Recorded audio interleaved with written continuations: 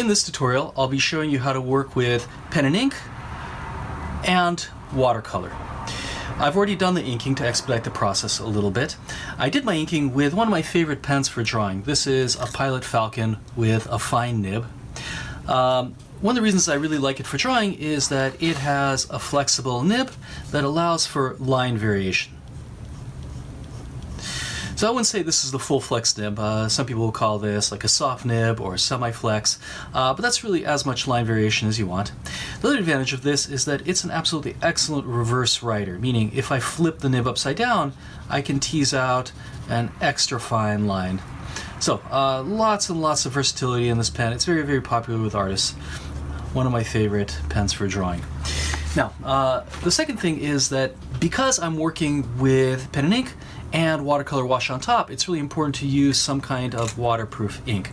Now, normally the ink used in fountain pens is not waterproof, but there are a few brands that produce waterproof ink for fountain pens. This is one of them, Noodler's Black. It is very resistant to water, not entirely, but pretty close. There's also one made by I believe it's platinum. It's called Carbon Black, which is a really, really good black. It goes really dark and is very permanent. Okay, so I've done my inking. One of the things I've done before I've started my shading is to indicate the location of my light break. So let me get my pencil out here and just quickly show you where my light breaks are. So with my pencil, I went and indicated that really clear separation between my lights and my darks. By the way, choose a pose, choose a model with a really, really clear light direction, where you can see your distinctions between body shadows, cast shadows, all that kind of stuff. If you don't see it in your model, it's going to be really hard to render. Okay, that's step one. I've indicated my light breaks. Now I'm going to go along my light breaks and put down one layer of hatch, all pretty much going the same direction, more or less curving, following the form. So let me go do that. I'm going to speed things up a little bit, and when we come back, I'll apply another layer of hatch, and then probably switch immediately to my watercolor wash.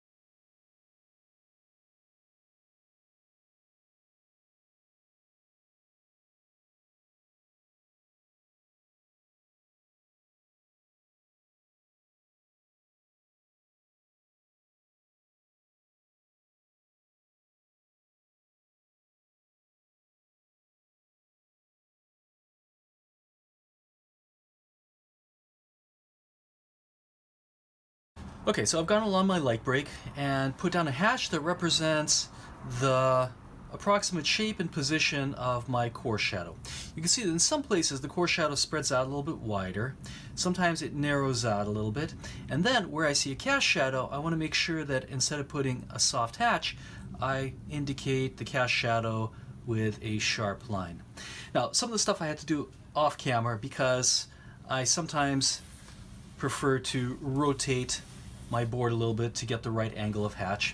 And then I also have a tendency to enjoy leaning into the drawing. So had I done that on camera, you just would have been viewing the back of my head. Okay, so I've put down my light breaks. Now I'm gonna change the angle a little bit and start hatching. Where I see a body shadow, I'm gonna hatch slightly past my core shadow to create a sense of halftone. Where I see a cast shadow, I'm going to shade right up against the edge so that the edge of the cast shadow is abrupt. So with a little bit of an angle shift, I'm going to rotate, move the position of my elbow, and start hatching, perhaps add a little bit more of a horizontal. Don't forget to curve your lines. Curve the lines and follow the form.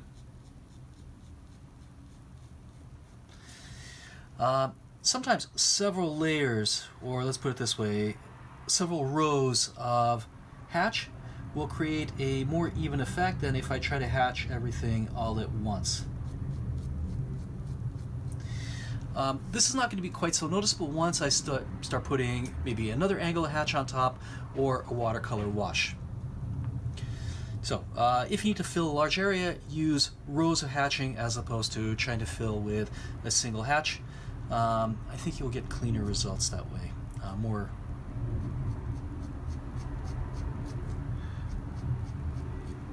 more organized.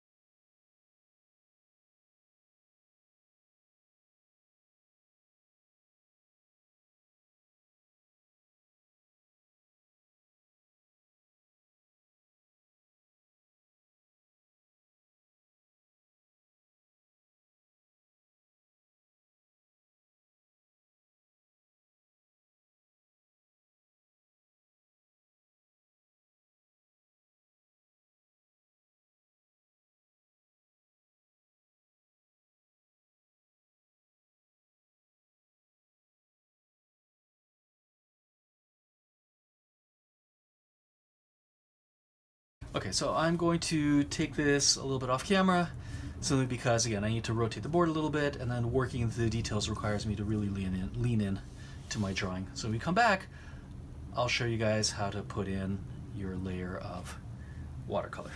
Besides putting in a layer of hatch in the shadows, you can also put in, really lightly, a layer of halftone in the lights. So for instance, there's a little separation between the gluteus and I guess this is the tensor fasciae latae here going down. In this case, I'm going to use a really fine line, use my reverse stroke, my reverse writing.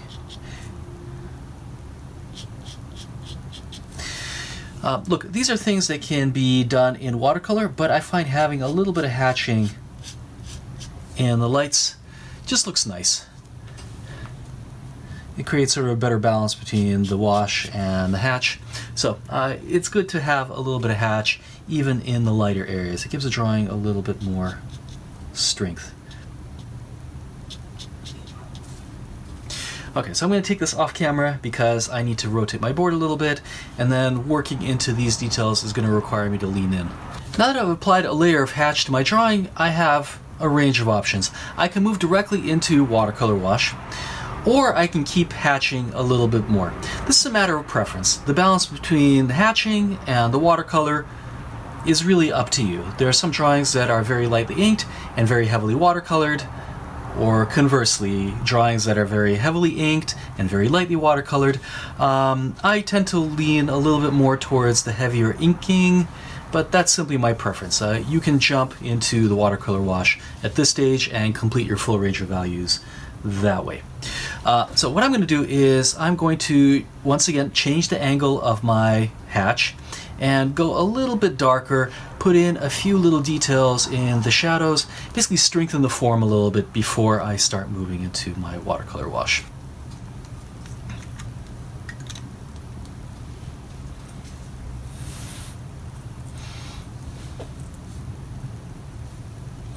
So one thing I noticed on this model, the shadows go a little bit darker towards the edge. So I'm going to do that. And try not to overwork this drawing, of course, but one thing to recognize that even if the hatching looks a little bit stronger right now, once you start putting in the shadows using your watercolor wash, the strength of the hatching is going to weaken slightly. So hatch marks that are perhaps a little too strong looking, maybe even a little too thick looking, at this stage might not look that way when you get closer to finishing the drawing with the watercolor wash. My point is, don't panic if you make the hatching too dark. The drawing isn't going to be ruined by it. Probably. Now that I've done my inking and erased out the graphite underneath, it's time to switch to watercolor. Now, if you're not comfortable with a medium, I recommend watching my 2 tutorials on how to mix color using watercolors. It's going to get you a little bit of familiarity to the way color mixing works in watercolor and make it easier for you to do this tutorial. I'm going to try to get as much of the inking out of the way before I switch to watercolor, simply because if I put down a lot of watercolor and my paper starts to buckle a little bit, going over it with lots and lots of ink afterwards might be somewhat difficult. I will do it a little bit, so I'm going to reserve some of the very last touches to my pen and ink, but there's going to be, just a few areas just need to go a little bit darker, maybe some almost flat areas of black for impact. Otherwise, the rest of the job is going to be, for the most part, done with your watercolor washes. Okay, so the first step is to, before you start watercoloring, indicate where you plan to leave your painting alone and let the white of the paper show through. So basically your white highlights. So there might be a little area here, a little area here. Look, I might not leave them pure white, but I just want to know exactly where I'm going to leave areas blank for right now. So maybe a little area here. Then I'm going to mix up the general color for the skin tone in the lighter area. Skin tones will vary. The strategies for mixing skin tones will vary. But as a general strategy, here is my kind of go-to color mixture. This is yellow ochre. This is my kind of dirty mud earth yellow, mixed with a little bit of red oxide, like this. You can also use burnt sienna as a good starting point, depending on the brand that you're using, right? You can see it's kind of a similar color. Though I think the yellow ochre red oxide allows you to get a little bit of a brighter color than just burnt sienna by itself, again, depending on the brand. Now, lots of other ways I can mix this color. I can use some kind of bright yellow, I can use a bright red, and then use some kind of dirtying color, usually a blue, to knock down the saturation so that our skin tone doesn't get too burnt. But I find that this is a generally good color to start with. Again, it depends on the model, but as a starting point, that's a good place. That's a good place to start. Okay, so I'm going to work a little bit on the upper torso, just so you guys can get the right idea. Dilute this a lot and put down one really thin wash absolutely everywhere other than my area of highlight. Don't worry about filling the shadows. And then if you want to get a soft transition between the highlight and this area, use a little bit of water. So I'm running a little bit of water along the edge, and that's going to create a fuzzy transition between my lighter area and my highlights.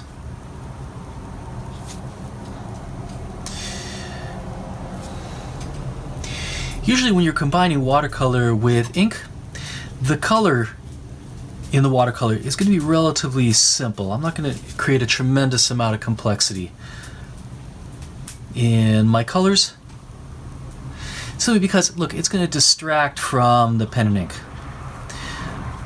So the strategy when you're using watercolors for this technique is different than if I was just going to use pure watercolor. Let's put it that way. If I was going to use pure watercolor, I'd use a much larger variety of color. I'd get stronger contrast in my watercolor. The contrast right now is coming from our ink, so our watercolor can be relatively light and relatively simple.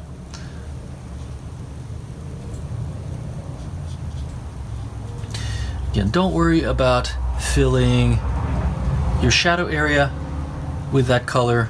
Just go over absolutely everything you see with that mix. Leave your highlights alone. Don't touch them. And then because watercolor you're working light to dark anyway, we're going to fill this area with a shadow color, and the lighter skin tone color in the shadow is not going to have any influence at all. Now, one thing I do notice is that this model is getting a little bit more darkly lit as we work towards the legs. So that's something I can actually do. How do I make it a little bit darker? I can add a little bit of blue to the mix. The blue is going to neutralize the color a little bit and darken it. So towards the bottom, I'm going to mix the skin tone a little bit darker. And then because blood tends to accumulate towards the extremities, I can also add a little bit more of the red oxide to the color to get that slight color shift from the middle of the body towards the extremities. So the legs tend to be a little bit redder in skin tone. The feet tend to be a little bit redder in skin tone than the upper body. But yeah, these are things I don't have to worry too much about because usually when I'm doing watercolor, I'm working in layers. So I'll put down one color and then little by little start making the color a little more complex. Okay, so I'm going to finish this off camera, so because again I have to lean in to get the details here. And when we come back, I'll apply another layer of color, increase the saturation a little bit, increase the color variety a little bit, and start working towards the halftones.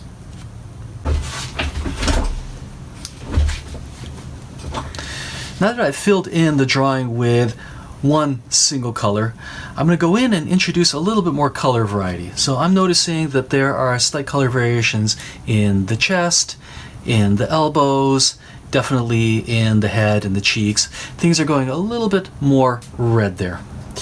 So I'm going to go in and use some kind of bright red. It could be, this is cadmium red medium. That's a good color. We're going to work really thin. We don't want to get things too red.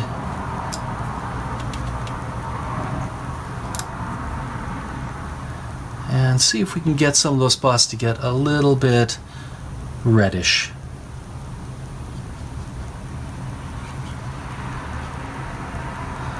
So I notice it's a little bit redder around the neck.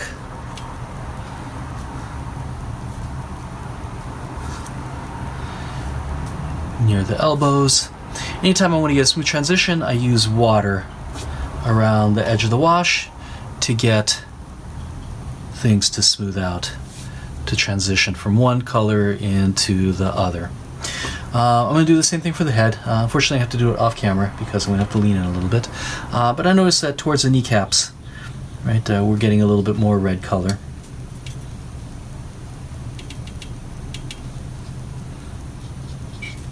Here as well. On the feet, again, you don't have to make the color in this kind of drawing terribly complex. You just need to get some indication that the skin tone is not all one color. Now that we have a little bit of color variety in the lighter part of the skin tone, I'm going to start putting in a little bit of the halftone. For the halftone, the color mixture is very, very simple. I'm going to start off with my yellow ochre and red oxide mix. I've got my yellow ochre. I've got my red oxide. Here's my red oxide. This color, by the way, has lots of different names. Sometimes it's called Venetian red, sometimes Indian red. It's just a earth red, like a rust-colored red. And then I'm going to darken the color and neutralize it a little bit by adding cobalt blue. You can use cobalt blue, you can also use ultramarine blue. Do not use any kind of greenish blue, however, like a Prussian blue, or definitely don't use a phthalo blue. It's going to screw your mix up and create a greenish skin tone, which you definitely don't want. Okay, let's dilute it a little bit. And then start indicating your halftones. So we have a little bit of a halftone on the breast on this side, like this. I'm going to work really light and then build up if I need to. Again, remember to use water to create your soft transitions from one value to the next.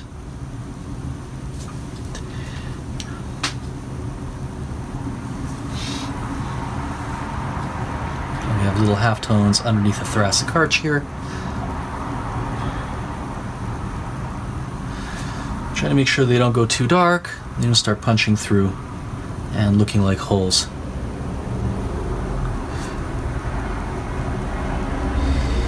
These kind of halftones are very difficult to do just with pen and ink alone. I have to use a very, very fine stroke, and even then, it's going to be hard to attain.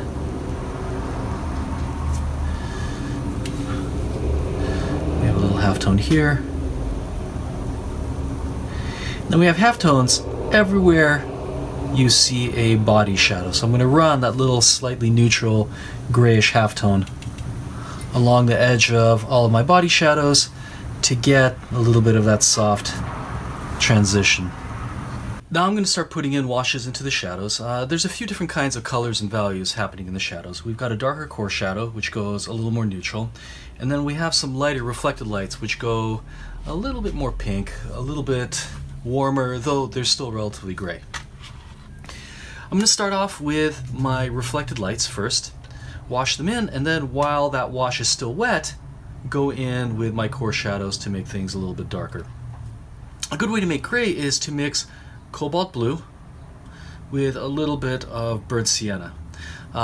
There's lots of other ways to mix the grays, so I could also use burnt umber and either cobalt blue or ultramarine blue. You can see that they mix very, very similar grays. Lots of different ways of working. I can also use red oxide, my yellow ochre, plus some kind of blue to create a gray.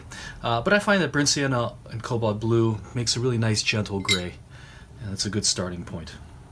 Okay, let's mix up a lot of this stuff. And then because our reflected lights are a little bit on the pink side, I'm going to add either red oxide. Yeah, let's use red oxide. I like using earth tones for rendering skin colors because they're soft. They don't take a lot of adjustment. They're pretty much good to go without too much tinkering.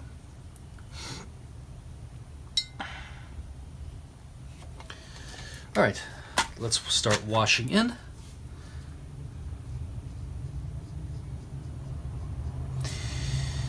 Now, if I was going to use pure watercolor, I'd probably increase the contrast of this wash a little bit. However, a big part of the contrast is already being created by our pen and ink. It's a good idea to keep the ink washes, the watercolor washes, when you're using pen and ink, a little bit on the lighter side. If they go too dark, sometimes you're going to lose the hatching. It's not going to be quite as visible, and that's definitely something you don't want.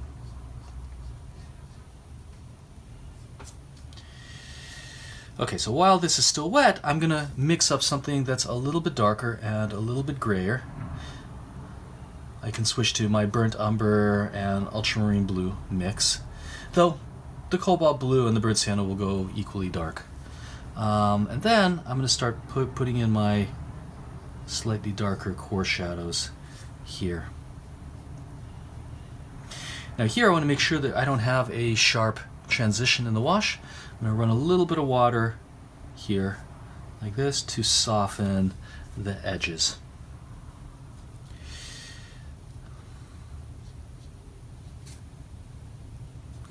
And I might have to go into it again. In fact, I probably will once this is dry to get a little bit more contrast.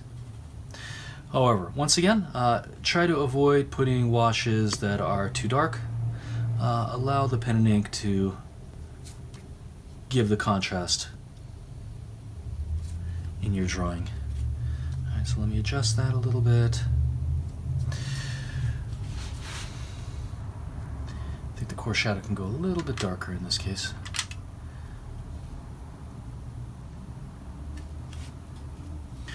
Particularly here. Now again, the balance of watercolor to ink is completely up to you. So I might go back in once the watercolor is completely dry and add a few little darker touches with the pen and ink. However, I'm using really cheap paper. I don't even know what the brand is, and it's buckling a lot because it's really thin. It's going to be really hard to put in a lot of hatching, a lot of detail. So I'm going to limit my dark touches of pen and ink just to a few lines here and there, maybe a little bit of hatching. Don't expect to be able to do a lot of pen and ink work once you've done the watercolor stage. Okay, I've worked on this a little bit more, and I'm going to call this drawing more or less done. It's important not to overwork this type of technique, not to go too heavy in the hatching because you want some of the values to be established with the wash, and not to go too heavy with the wash because if I go too dark in the shadows, your hatching is going to disappear. So this kind of 50-50 balance between hatching and wash, where both are contributing to giving the drawing strength, tends to work best. So that's it for now. I'm going to take a photo, maybe work on it a little bit more. I don't know, maybe the hair can go a little bit darker. But that's about it.